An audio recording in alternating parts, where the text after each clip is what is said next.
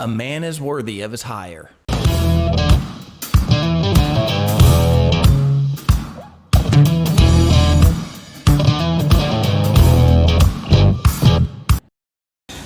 Hey, welcome to The Whole Truth, where I am taking you through the entire Bible from Genesis all the way to Revelation, and we are not skipping anything. So if that sounds good to you, make sure that you reach down and hit the little subscribe button below, and don't forget that you can share this video with your friends, with your Sunday school classes, and you can study through the Bible with me, but you guys can do it together. If you want to support the channel, you can do that over at Patreon, and then you'll get a big thank you with the study notes that I'm providing with each one of these videos. So the notes that I'm using to create these videos, I'm providing those over on Patreon. So I thank you for all of you who are supporting over there. So thankful for that. So grateful that you're willing to do that. And I hope that most of all, you'll do this. Go grab your Bible and turn it open to Joshua chapter 21. We are just 4 chapters away, including today, just 4 chapters away from finishing the book of Joshua. How cool is that? We're about to finish this whole book.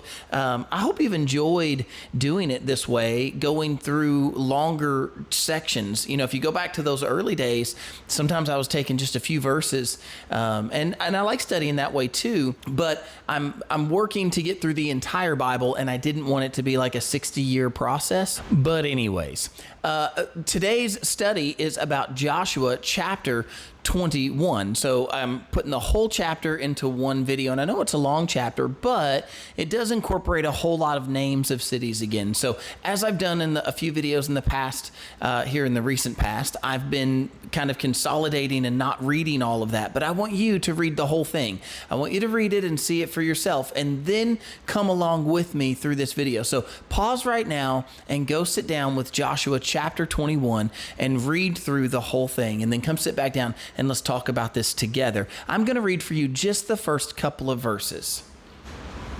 Then the heads of the fathers' houses of the Levites came near to Eleazar the priest, to Joshua the son of Nun, and to the heads of the fathers' houses of the tribes of the children of Israel. And they spoke to them at Shiloh in the land of Canaan, saying, The Lord commanded through Moses to give us cities to dwell in, with their common lands for our livestock. And so the children of Israel gave to the Levites from their inheritance at the commandment of the Lord these cities and their common lands. And so now you could go through and read. Now I hope you heard that portion right there, because what just happened is the Levites come to Joshua and to Eleazar the priest, and they say, hey, so everyone else has their land allotted to them, but God had said, we don't get land, but you are supposed to give us cities inside of the land. So the Levites are calling out and saying, we are supposed to have somewhere to live. We're not supposed to just have to be nomadic people dwelling in tents, you know, trying to find some place on the edge of somebody's property where they're running us off. We're supposed to have cities, and we're supposed to have common land so that we can have livestock. Because you have to remember, the Levites, though their inheritance is the priesthood, they still have to live. They still have to have a place to put the chickens to get the eggs. They still have to have a place to put the cows that they can get some milk and get meat. Even though, I mean, yes, they could sometimes eat, depending on which Levites they were, they could sometimes eat from what was given at the tabernacle. And that in and of itself brings up the first point that I'm trying to make to you, which is this, and I brought this up in the other video, but it goes like this. The Levites, their inheritance is the priesthood, but they are supposed to be given a city. And where are they supposed to be given that city from? From the inheritance that the rest of the Israelites had taken in. Why? Because they didn't get an inheritance. They didn't get a plot of land. So they're supposed to be given a place that they could live among the cities, or a city that they could live among the Israelite people. And that right there is the point that we should be giving. If we look at this and make some practical application, one of the first things that we can see is that we should be giving to our ministers. You should be giving to your church and to the ministers and to the pastors and to the missionaries where you can give. And yes, that means that has to be a part of your giving, is for those persons to be paid. One of the strange things that I hear as a pastor, or at least feels strange to me as somebody from my perspective, is the person who feels like they don't want to give to someone's salary. I've heard those words. I don't want to give to someone's salary. By the way, when someone said that to me in the past, I was the only person on salary in the church. And so I was like, well, I know what you're saying. And I get it. Like, I get that you look at it and you go, hey, I want my money to go towards some big thing. Like, we want to see our money go towards, some big mission project, some big build, somebody needs something right then and there. But, your pastor needs to live as well. And I can understand that you might say, there are pastors and there are preachers, there are televangelists and people who are milking their churches and milking the system and getting as much out of it as they can. And they certainly do not have no inheritance here on this earth. There are some mega church pastors that have big inheritance of their own here on this earth. And I understand that you might look at that and say, I don't really want to give to that. I get that. I do. But you don't have to take that out on your home church pastor and on your church itself. If your church really has a problem overpaying their pastor, then maybe you should bring that up to the elders of the church or to the deacons of the church, that, maybe that could be addressed. But I would dare to say that in most cases, considering that most churches in America are actually small churches, not mega churches, and most of those pastors are paid a salary where I believe we're still above 50% of pastors, and probably always will be, are completely bivocational. They have to have two jobs. It's probably not the case in your home church that you're overpaying your pastor. And I know when that was said to me, personally said to me, oh, well, I want to make sure that I'm giving, but I don't want this to be going to someone's salary. That was said to me about my church that was giving me a salary at a time that I was bivocational.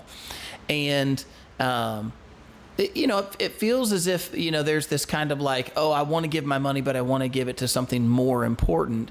But you have to consider the fact that for the pastor and the teacher, it is important. Like, these Levites were coming to the heads of Israel to say, like, hey, it's important that we have a place to live too. Like, we need to have a house. We have to be able to have some land for our cows and for our chickens. And we have to have those things too. We have wives and we have children, and we have to be able to do those same things that everyone else has to do. And I'll just go ahead, and since we're on this topic, I do want to talk to you about this for a moment, because this may be happening at your church, where there's this idea that, like, the pastor should somehow be living beneath where everyone else is living. And you might say, no, that's not my opinion, but I will tell you that for some people it is, because when they see the pastor do something that everyone else does, that everyone else has, then all of a sudden they feel as if, oh, well, is that what the pastor's spending his money on? And I've seen this happen. I put a pool in my backyard. Now, the pool that I put up, just to give you an understanding, I cannot, because of my septic tank and my lateral lines in my backyard, I cannot put up a regular installed pool. Not an above ground pool, not an in-ground pool. No pool can be installed. But there's no law here in Kentucky against one of these pools that you can buy from Walmart that's on stilts. That's like a they call them a pop-up pool. Well, they have some pretty big ones. And I waited and bought on clearance. I went to Walmart and I bought, when they had on clearance, I bought a pool. Actually, I bought 3 pools because they were on clearance for about 70% off. They were selling for over $1,000 that year. And I waited until clearance, and there was 3 of them at Walmart for $300 each. And so I bought 3 of them. I sold one of them for the $900 that I had spent on all 3 pools. I took one of the pools and I put it up in my backyard for my own use. And I took the other pool because I know that those pools don't last very long. They only get you a couple of seasons.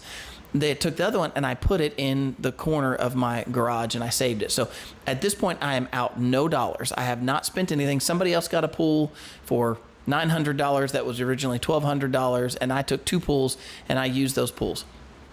Well, sure enough, what did someone have to say to me? But, well, it must be nice to be able to put a pool in your backyard. I never was able to get a pool in my backyard when I was growing up.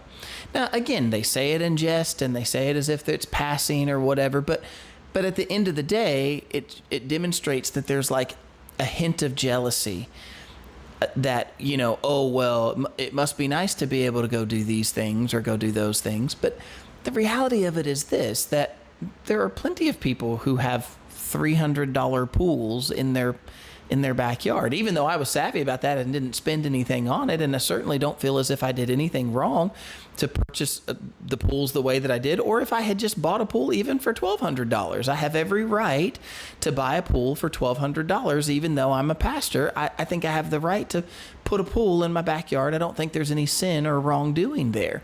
But yet there is kind of a seed of like, well, should the pastor be able to do that? And I'm trying to tell you, as somebody who's probably not your pastor, that you should make room for your pastor to be able to live his life. He should be able to buy a car or move his home.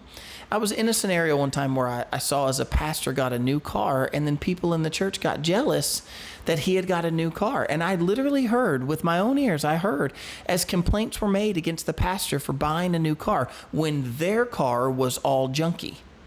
And they felt like, well, we have a junky car and we give our money to the church, and now the pastor bought a new. He didn't buy something crazy. He just bought a regular car, but he needed a car and he bought a car, and then it was frowned upon because somebody else had a junky car. And what I'm trying to show you is that the goal that should be in our churches is to take care of our pastors, take care of our ministers, so that they can continue to minister for us and not have to be distracted by going and getting a second job. And so we ought to take care of those who are ministering to us.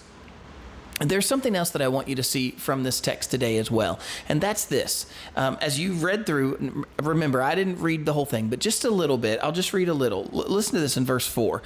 Now the lot came out for the families of the Kohathites and the children of Aaron, the priest, who were of the Levites. They had 13 cities by lot from the tribe of Judah, and from the tribe of Simeon, and from the tribe of Benjamin. And the rest of the children of Kohath had 10 cities by lot from the families of the tribe of Ephraim, and from the tribe of Dan, and from the half tribe of Manasseh. You see what we're seeing? Like, there's 13 cities from Judah, and there's 10 cities from here.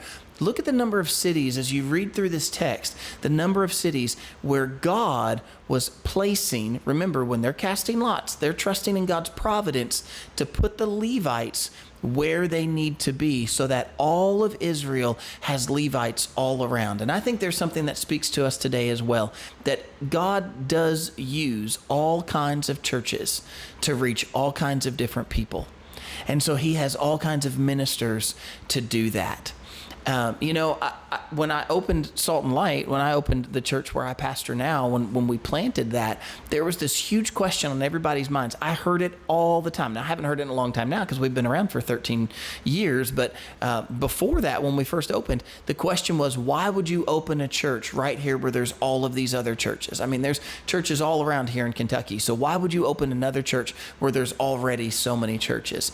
And, one of the answers that I had to that question was this. I couldn't completely tell you why God decided to call me to do that, but I just knew what he called me to do, knew what he made, what the doors he opened, and so I walked through the doors that he opened. If he had told me to plant a church somewhere else, I totally would have done that, but I didn't feel the Lord calling me to do that. What I did see was this. The first location that our church was in, if you had taken a pin and dropped it in that church and circled that pin with a 5-mile circle, there were 55,000 people in a 5-mile circle from that church.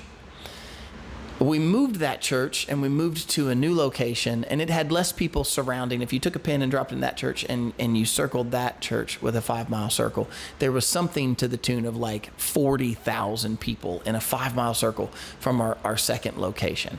Now, that second location was all in this one particular county. And if you looked at that one particular county, and I just did my own little scientific study, and I said, okay, I'm going to call churches and see how many they have, or people who were at churches, and ask how many seats they have and how many they have in attendance. And here's what I found when I started trying to add up the number of people who were around. Remember, there's 40,000 people surrounding in just a 5-mile circle. If you took the entire county and you added up all the church seats, there was something to the tune of about 10,000 church seats is what I came to. And out of the 10,000 church seats that were available in the county, from my personal ineloquent, unscientific count, there were 10,000 church seats. Most of the churches that I know do not even fill up more than halfway on a given Sunday. And so I said, wow, there's 40,000 people around this church, 55,000 around the original building, but there's only, in this particular county, there's only 10,000 church seats. And then those, let's even say they were 90% full. That's 9,000 of the 40,000 that are in the community. There was lots of room for a church to be there to reach the people that the other churches weren't reaching. Not saying that those other churches were doing wrong, but to say that God uses all kinds of churches to reach all kinds of people. He had spread the Levites around in these cities so that Israel had access to their priest and to be ministered to everywhere that they are. And that's the reason that there's a church needed near you. You need to have a church near you, and you need to find a local church that you can be a part of. I'm glad at our church we have an online community, and I love that we have an online community, but it's important for you to be a part of your local community. And it's important for you to search out, to find that, to be a part of that, because evidently it was important for God to have his ministers in an area that was accessible to all the people all the way around. As you close out this chapter, you're going to find one more thing in chapter 21 when you come down to verse 43. In verse 43, so the Lord gave to Israel all the land of which he had sworn to give to their fathers, and they took possession of it and dwelt in it, and the Lord gave them rest all around, according to all that he had sworn to their fathers. And not a man of their enemies stood against them. The Lord delivered all their enemies into their hand. Not a word failed of any good thing which the Lord had spoken to the house of Israel. All came to pass. There's something to be said about God's faithfulness. He had promised that they would go in and conquer the land, and surely they did. Are there some areas in Joshua that you read that they were not able to drive out the people of a certain land? And the answer is, yeah, you can read that, but that certainly wasn't because God didn't drive them out. That was because the people became complacent and allowed some of the other Canaanites to stay instead of completely driving out the land. And the Lord said he would use that. He said, well, since they didn't drive everybody out, he'll say this in the book of Judges, since they didn't drive everybody out, then the Lord is going to use the fact that there are these other nations still mingled in the land. He's going to use that to test Israel, to test their faith, and to test their faithfulness to him. And so the Lord is going to use that, but his original plan was that they would drive out the people, and he promised that nobody would be able to stand against them, and they didn't. Consider what's being said here. There were giants in the land. They couldn't stand against Israel. There was innumerable amount of people in the land. They couldn't stand against God's people. There were iron chariots and better technology. They couldn't stand against God's people. It really does stand to prove that if God is for us, who can be against us? And that's one of the reasons why I find it so important to be a part of the local body, because I want to be a part of those that God goes before and those that God stands with. There's one thing that you can't deny about the New Testament of Scripture. It sure does speak a lot to the church. God has a lot to say to the church. Sometimes something harsh, sometimes something scathing, sometimes something corrective, and other times a blessing. And other times he's ministering to us, and he's encouraging us, and he's edifying us. He speaks both of those things into the church. And do you know why? Because whom the Lord loves, he chastens. And the Lord has proven that he loves his church. As a matter of fact, the church, Jesus loves the church like a man loves his wife. A man should love his wife like Christ loves his bride, the church. We are, as the church, important to the Father, and the Lord goes before those whom he loves and those who he's called according to his purpose. Who could stand against us if we're with him? Well, I certainly hope that you've enjoyed today's video, and I hope that you'll come back tomorrow as we're going to wrap up Joshua chapter, we'll do Joshua chapter 22, but we just have 3 more videos, 22, 23, and 24. So I hope to see you then.